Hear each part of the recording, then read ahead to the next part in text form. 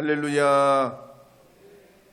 오늘은 2월 19일 주연절 마지막 주일이자 변화주일로 지키는 주일입니다. 오는 수요일부터 사순절이 시작이 되고요. 4월 두 번째 주가 부활절인데 주일을 제외한 40일을 사순절로 지킵니다. 이 사순절 기간 동안에는 그리스도의 고난에 동참하기 위해 십자가 아래 우리 자신을 무릎 꿇리는 절제와 경건을 실천하는 기간으로 삼아왔습니다. 저는 개인적으로 거의 매년 이 사순절이 돌아오면 기도와 노동을 병행하면서 그리스도를 묵상해 왔습니다.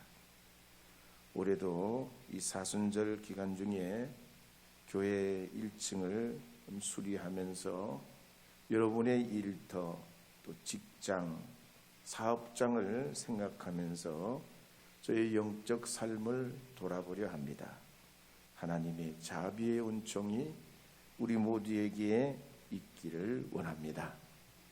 찬송가 192장 임하소서 찬송, 화답 찬송을 부르도록 하겠습니다. 1절, 2절만 부르겠습니다.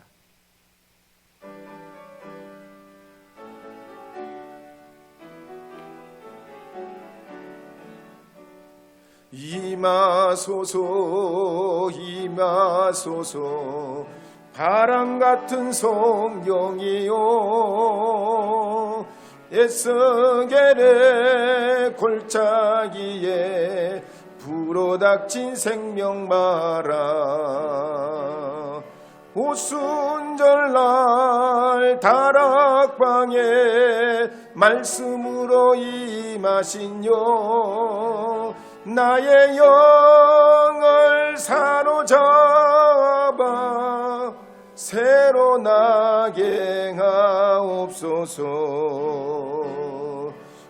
임하소서 임하소서 불과 같은 성령이요 불의 열어 임하소서 진리 알게 하시옵고 불세례를 베푸시오 죄의 뿌리 소멸하사 거룩하고 깨끗하게 변화시켜 주옵소서. 저는 오늘 변화주일을 맞이해서 마태복음 17장 1절에서 9절 말씀을 중심으로 말씀의 목격자라는 제목으로 주님의 말씀을 증거하려 합니다. 마태복음 17장 1절 2절 말씀 함께 읽어보시겠습니다. 엿새 후에 예수께서 베드로와 야고보와 그 형제 요한을 데리시고 따로 높은 산에 올라가셨더니 그들 앞에서 변형되사 그 얼굴이 해같이 빛나며 옷이 빛과 같이 희어졌더라. 아멘. 17장 1절 말씀 서두에 보면 엿새 후에라고 말씀합니다. 예수님께서 12제자를 택하시고 오병이어의 기적으로 5,000명을 먹이시고 7병이어로 4,000명을 먹이신 기적을 베푸셨습니다. 그리고 기먹고 말 더듬고 앞 못 보고 귀신 들린 사람들, 중풍병자들, 나병 환자들을 고치셨습니다. 그리고 좋은 열매 맺는 비유, 땅에 떨어진 씨앗의 비유, 겨자씨 비유, 누룩의 비유, 가라지 비유, 밭에 감추인 보화의 비유, 진주의 비유, 그물의 비유 같은 진리의 말씀을 통해 가르쳐 주셨습니다. 그리고 가이사랴 빌립보에서는 너희는 나를 누구나 하냐 제자들에게 물으실 때 베드로는 주는 그리스도시요 살아계신 하나님의 아들이십니다 라고 대답을 합니다.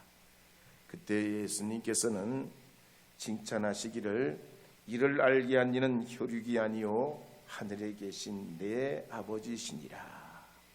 그리고 장차 이 고백 위에 교회를 세워 음부의 권세가 이기지 못하게 하리라 하셨습니다. 또한 예수님께서는 곧 예루살렘으로 올라가시어서 장로들과 대제사장들과 서기관들에게 죽임을 당하게 되고 사흘 만에 살아나야 할 것을 말씀하셨습니다. 그럴 때 이 베드로는 주님의 뜻을 전혀 이해하지 못하고 예수님을 붙잡고 예수님 안 됩니다. 예수님 안 돼요. 절대로 그런 일이 일어나서는 안 됩니다. 예수님을 만류할 때 마태복음 16장 23절에서 이렇게 꾸짖어 말씀하는 내용이 나옵니다. 마태복음 16장 23절 읽어보겠습니다. 예수께서 돌이키시며 베드로에게 이르시되 사탄아 내 뒤로 물러가라. 너는 나를 넘어지게 하는 자로다. 내가 하나님의 일을 생각하지 아니하고 도리어 사람의 일을 생각하는도다 하시고. 이런 일이 있은 지 약 6일이 지났단 말입니다. 그때 예수님께서는 베드로와 야고보와 요한을 따로 내리시고 높은 산으로 올라가셨습니다. 그리고 그들이 보는 앞에서 해와 같이 희고 빛나는 모습으로 변모하셨습니다. 그렇다면 예수님께서 십자가 지시기 몇 달 전, 짧게는 석 달, 길게는 5달이라고 학자들이 얘기하는데 그 몇 달 전에 왜 베드로, 야고보, 요한을 데리고 그 산 위로 올라가셨을까 하는 겁니다. 그것은 제자들이 산 아래에서 예수님께서 행하신 기적과 가르치심을 듣고 보았지만 장차 십자가에서 죽으신다는 또 그리고 다시 살아나신다는 말씀을 들을 때 너무나 낯설게 느껴지고 과연 예수님이 어떤 분이신지 누구이시기에 이런 말씀을 하시는지 깨닫지 못하고 깊은 고민에 빠지게 됐습니다. 만약에 우리 예수님께서 만인의 구주시라면 굳이 저주받고 멸시받는 그 십자가를 지실 이유가 어디에 있냐는 굉장한 의문에 휩싸이게 됩니다. 그럴 때 우리 주님께서는 제자들의 그런 심정을 잘 아시고 베드로, 요한, 야고보를 따로 데리시고 높은 산으로 올라가셨습니다. 그리고 그들이 보는 앞에서 해와 같이 희고 빛나는 모습으로 변모하셨습니다. 그러면서 모세와 엘리야와 만나 대화하실 때 하늘에서 빛난 구름이 내려와 덮이면서 이는 내 사랑하는 아들이요 내 기뻐하는 자니 너희는 그의 말을 들으라 음성을 들려주십니다. 오늘 우리 시대도 그렇습니다. 이 시대에 여러 가지 이슈들이 있습니다. 가령 이코노미스트 홍춘옥 씨가 쓴 책에 보면 통화량이나 전염병이나 기후변화나 기술혁신이나 금융위기, 국가분쟁 같은 이런 이슈를 경제적 관점에서 읽어내야 세상을 살아갈 길이 보인다고 말합니다. 또 과학에 관심이 많은 전문 기자들이 쓴 책에도 보면은 코로나, 메타버스, NFT는 넌펀저블 토큰이라는 토큰 없이 이렇게 사용하는 걸 말하죠. 그 NFT 같은 거, 그 다음에 디지털 자산, 인공지능, 탄소 중립 이런 걸 읽어내야 미래를 볼 수 있다고 그럽니다.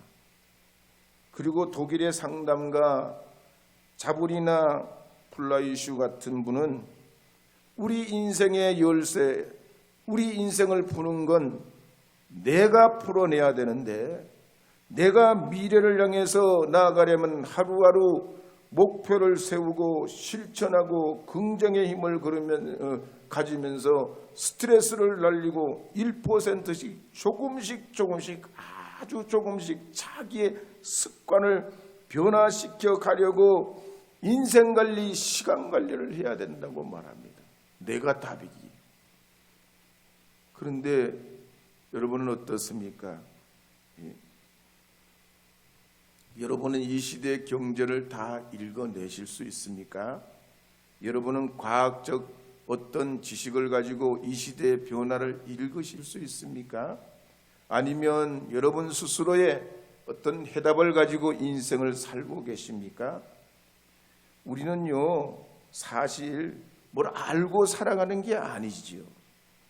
뭐가 뭔지 모르고 나도 모르고 너도 모릅니다. 다 안다고 또 되는 것도 아닙니다. 우리가 정말로 이 땅에 올 때도 우리가 모르고 왔듯이 이 세상을 떠날 때도 우리가 모르고 가는 건 아닙니까? 우리 인생은 뭘 배워서 알고 지식을 터득해서 뭘 알고 가는 것 같지만 사실은 깜깜이 인생입니다. 모르고 가는 거예요. 다 모르고 가는 겁니다. 어떤 교회 교우가 목사님이 설교할 때만 되면 주무시는 거예요. 그런데 그냥 주무시는 게 아니라 한참 졸다가 주무시다가 가끔씩 아멘, 아멘, 아멘을 하시는 거예요. 거기다가 또 아주 가끔은 할렐루야까지 해. 그래가지고 어느 날 담임 목사님이 물어봤어요. 아니, 자다가 어떻게 알고 아멘, 아멘, 아멘 또 할렐루야까지 합니까? 그랬더니 그분이 하는 말씀이 목사님, 저는 잠을 자도 알 건 다 압니다. 다 듣습니다. 목사님 말씀을 딱 전하시면 마음에 와닿으면 그때 아멘이 나오고요. 할렐루야도 나옵니다. 그러더래요. 그리고 그분이 나중에 장로까지 되시더라는 얘기예요. 사실 우리가 알고도 은혜 받지만 모르고도 은혜 받는 거예요. 우리가 다 기억한다고 우리가 그게 내 삶의 실천이 되냐?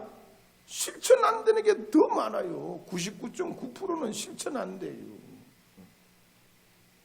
우리가 이 세상 살아갈 때 다 모르고 갑니다. 전쟁이 언제 끝날지, 지진이 언제 올지, 환율이 어느 시점에 내릴지, 주식이 언제 올라갈지 우리가 알고 가는 게 아닙니다. 제자들도 그랬습니다. 알고 가는 게 아니에요. 모르고 가는 인생이란 말이죠.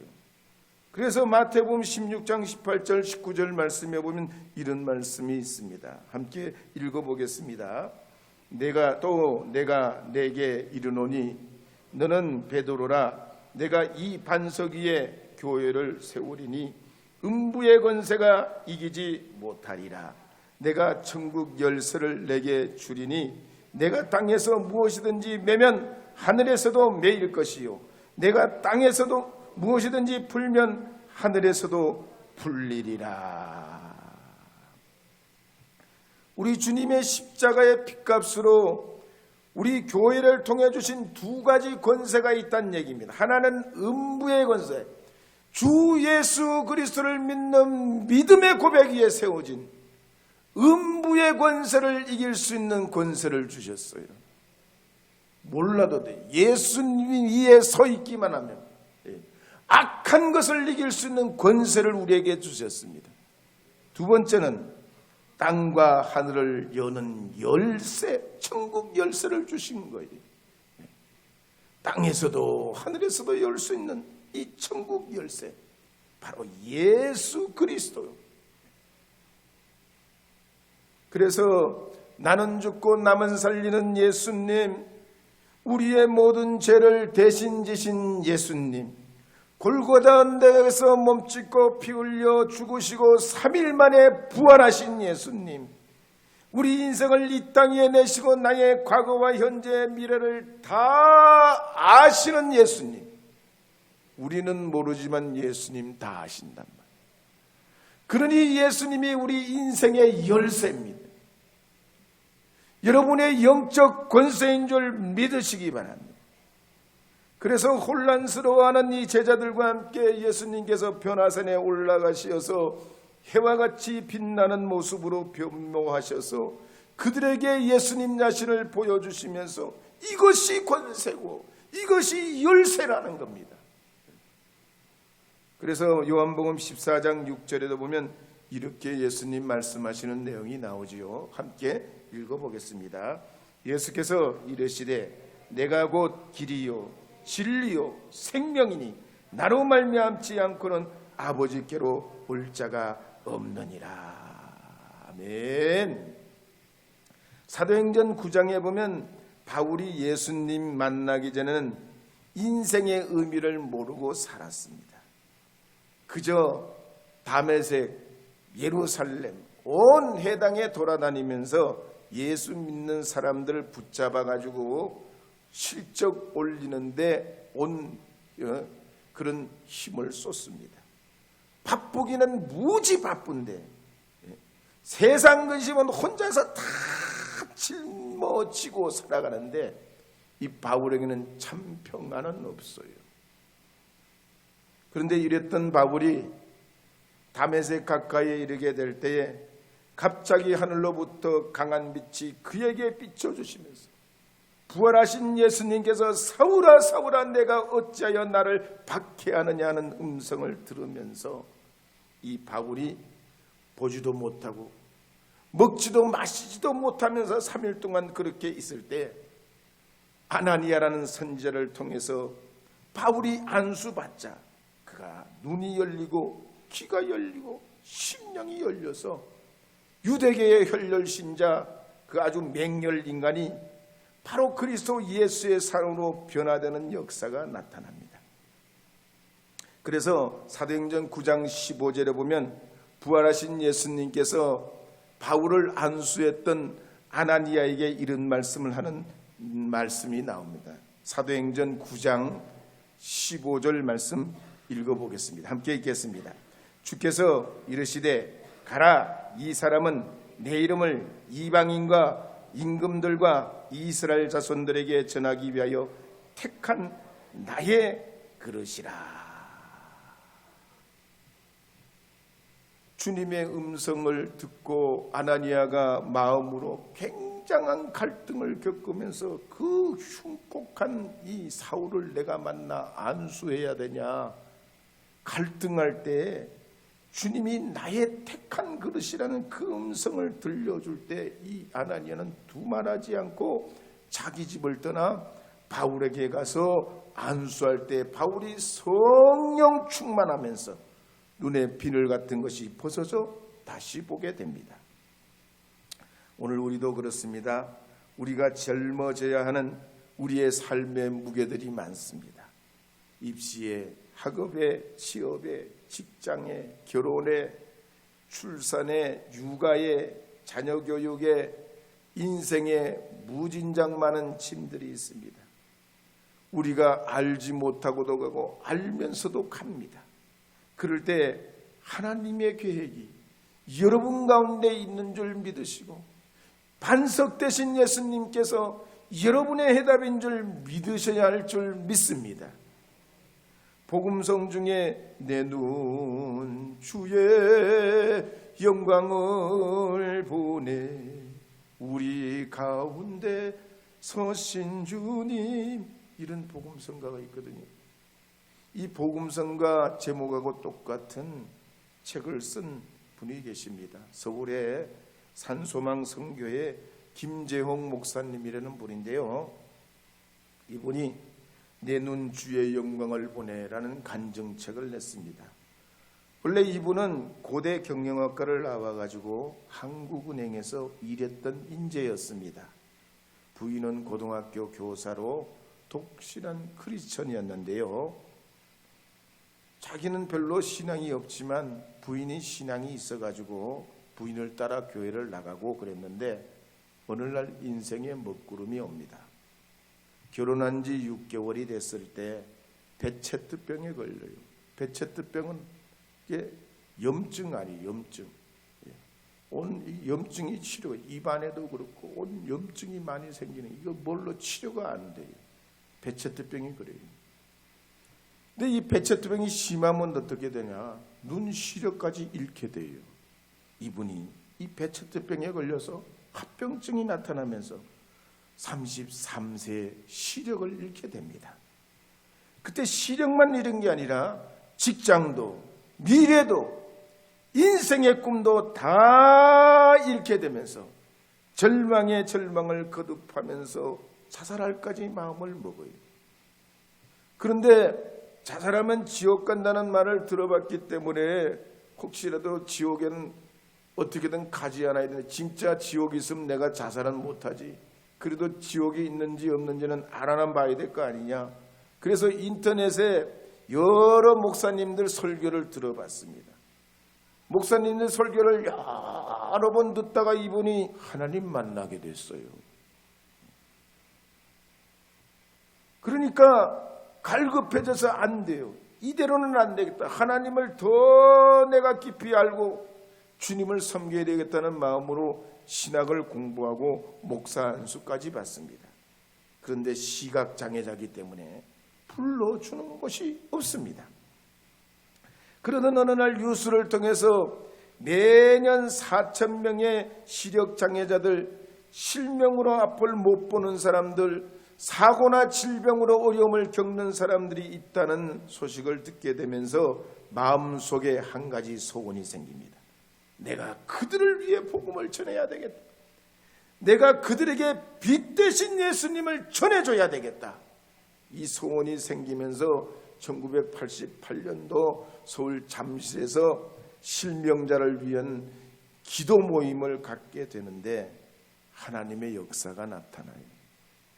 앞을 보지 못하는 이분의 사역에 하나님의 은혜가 임하면서 사람들이 점점 많아지고 교회가 세워지고 식사봉사, 차량봉사, 미용봉사, 찬양봉사 여러 자원자들이 나타나면서 부흥의 부흥을 거듭하면서 지금은 승합차 11대로 앞을 못 보는 시각장애인들을 교회로, 예배로, 신앙으로, 기도회로, 선교회 활동으로 그 차들이 거미줄같이 다니면서 서울 시내 곳곳에 있는 장애인들과 함께 예배드리며 큰 교회로 성장했습니다. 울산대 법학과 이정훈 교수 간증에다 보면 이분이 본래 신자가 아니었지 않습니까? 교회를 까대고 안티 기독교 활동을 했던 분입니다. 이분이 충청도에서 저 경기도로 올라가는 고속도로 옆에 있는 지저스 러브 유라는 큰 간판을 철거하는 데 앞장섭니다.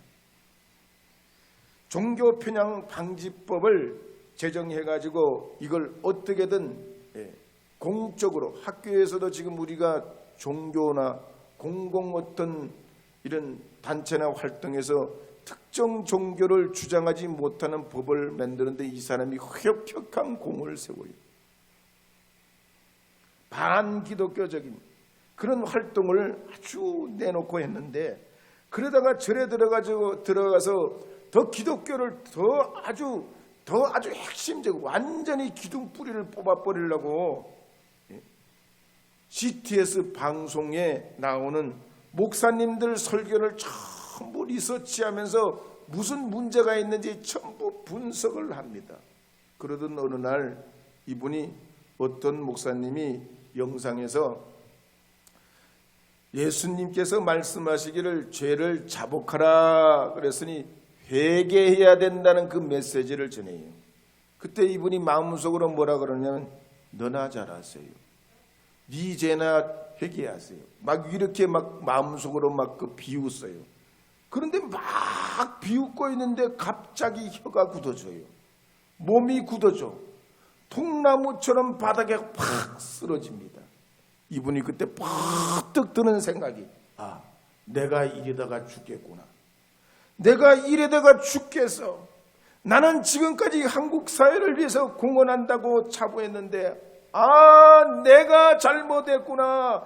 내가 전적으로 부패한 자구나. 내가 죽을 죄인이구나.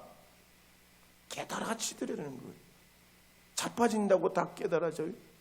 넘어진다고 하나님 찾아요? 아니요. 하나님의 각별한 은혜가 이분에게 임하면서 바울처럼 180도로 변화받게 됩니다. 이탈리아 피렌체에 가면 미켈란젤로가 두치오가 쓰다 버린 5.4m 대리석으로 쪼아가지고 4m 되는 다윗상을 조각합니다.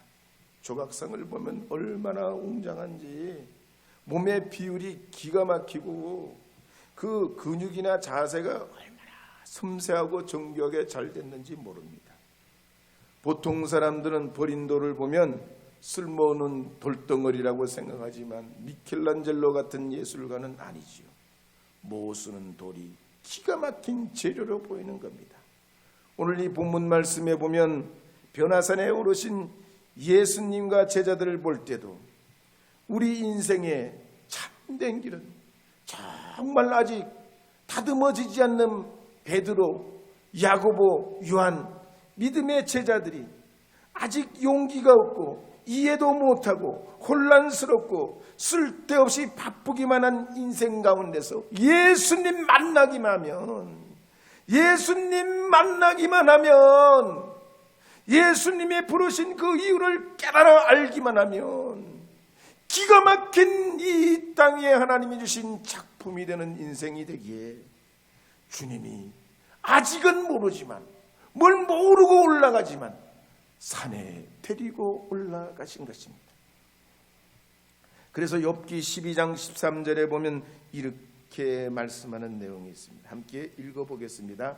지혜와 권능이 하나님께 있고 계략과 명철도 그에게 속하였나니. 아멘. 요한복음 8장 12절도 읽겠습니다. 예수께서 또 말씀하여 이르시되 나는 세상의 빛이니 나를 따르는 자는 어둠에 다니지 아니하고 생명의 빛을 얻으리라. 할렐루야. 하나님의 선한 계획이 있음을 믿으시기 바랍니다. 우리 옆에 분과 한번 인사하겠습니다. 하나님의 선한 계획이 있으십니다. 형제님을 위한 하나님의 계획이 있습니다. 한 번 더요. 내 눈 주의 영광을 보내 한번 불러보겠습니다. 앞부분만 부를게요. 내 눈 주의 영광을 보내.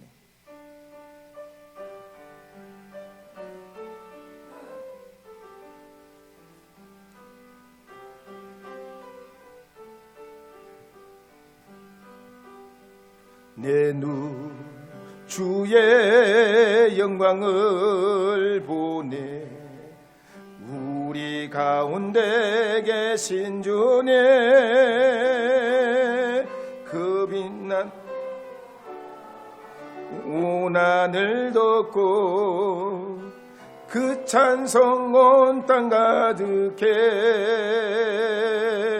내 눈 주의 영광을 보내. 찬송 가운데 서신 주님 주님의 얼굴은 온 세상 향하네. 권능의 판을 드셨네. 주의 영광 이곳에 가득해. 우리 손에 주님과 함께 찬양하며 우리는 전진하리. 모든 영 주 볼 때 주의 영광 있다. 주의 영광 이곳에 가득해. 우리 손에 주님과 함께 찬양하며 우리는 전진하리. 모든 열방 주 볼 때까지. 마태복음 17장 4절 5절 6절 읽어보도록 하겠습니다. 17장 4절 5절 6절입니다. 베드로가 예수께 여쭈어 이르되 주여 우리가 여기 있는 것이 좋사오니 만일 주께서 원하시면 내가 여기서 초막 셋을 짓되 하나는 주님을 위하여 하나는 모세를 위하여 하나는 엘리야를 위하여 하리이다. 말할 때 호련히 빛난 구름이 그들을 덮으며 구름 속에서 소리가 나서 이르되 이는 내 사랑하는 아들이요 내 기뻐하는 자니 너희는 그의 말을 들으라 하시는지라. 제자들이 듣고 엎드려 심히 두려워하니. 한편 베드로는 예수님과 함께 산 위에 올라 영광스러운 광경을 목격하게 될 때 너무나 황홀해지고 말았습니다. 예수님의 얼굴이 해같이 빛나고 그 옷도 빛처럼 휘어져 말할 수 없는 광채가 나올 때 그동안 말로만 듣던 조상 모세와 엘리야가 와서 예수님과 더불어 이야기하는 장면을 볼 때 너무너무 황홀해야 합니다. 그래서 베드로는 자기도 모르게 주님 여기가 천국과 같사오니 이곳에 초막을 지어 하나는 주님을 위하여 하나는 모세를 위하여 하나는 엘리야를 위하여 짓고 여기 그냥 살렵니다. 베드로는 참 말 실수가 많지요. 예수님이 사실 모세와 엘리야와 한 급이 아니지요. 예수님은 창조주이시고 삼위일체 하나님인데 모세와 엘리야와 예수님을 동등하게 보고 사람의 위치에 놓고 보고 있었던 겁니다. 그럴 때에 마가복음 17장 5절 6절 말씀에 보면 호련히 빛난 구름이 몰려와 그들을 덮으며 구름 속에서 이는 내 사랑하는 아들이요 내 기뻐하는 자니 그의 말을 들으라. 마지막에 그의 말을 들으라. 여기에 강조점이 있어요.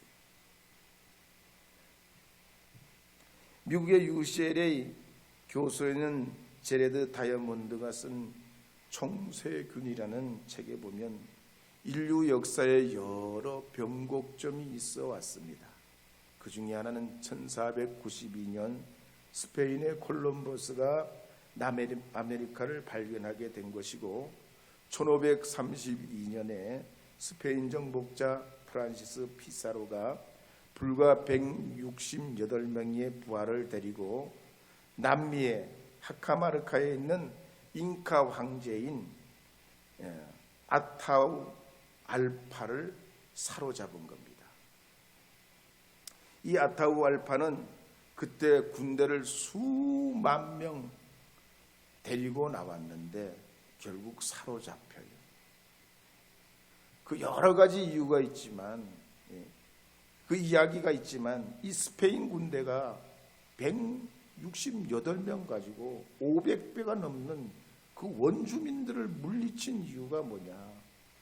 원주민들은 무기가 돌, 나무건봉, 막대기, 손도끼, 물매, 헝겊, 갑옷 이런 것뿐이었어요. 그런데 스페인 군대는 뭐냐? 쇠칼, 갑옷, 총, 말 같은 군사적 우위를 가지고 168명이 500배 넘는 원주민들을 물리칩니다. 총을 쏴니까 놀란 인디언들이 갈팡질팡하고 수만 명이 도망가면서 서로 짓밟고 눌려서 압사당합니다. 오늘 이 거룩한 사순절을 앞두고 있는 이 주일에 우리는 우리 인생에 중요한 변곡점이 되는 이 주일을 맞았습니다. 여러분이 이 주일을 그냥 지나가는 하루 중에 오늘도 예배하는 날로만 생각하신다면 여러분의 비전은 별로 어제나 오늘이나 내일이나 여전할 것입니다. 그러나 오늘 본문 말씀처럼 하늘의 음성을 제자들이 듣고 주님의 그 말씀을 따라 살아가려 한다면 여러분이 오늘 이 아침 주님의 그 말씀 속에 내 일생을 걸기로 결단한다면 여러분의 삶에서 하나님 주시는 그 음성으로 여러분의 인생에 놀라운 변곡점이 일어나게 되는 줄 믿으시기 바랍니다. 이 사순절을 맞아요. 어려울 때, 답답할 때, 힘들 때 우리의 생명이신 예수님으로 살기로 결단하면서 한 걸음 한 걸음 나가기로 여러분 작정하시고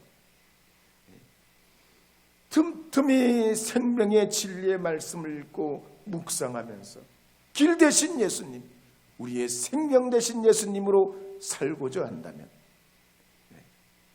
오래전 16세기에 그 남아메리카에 있었던 그 사건과 같이 여러분의 인생에 위대한 놀라운 변화가 반드시 오게 될 줄 믿습니다.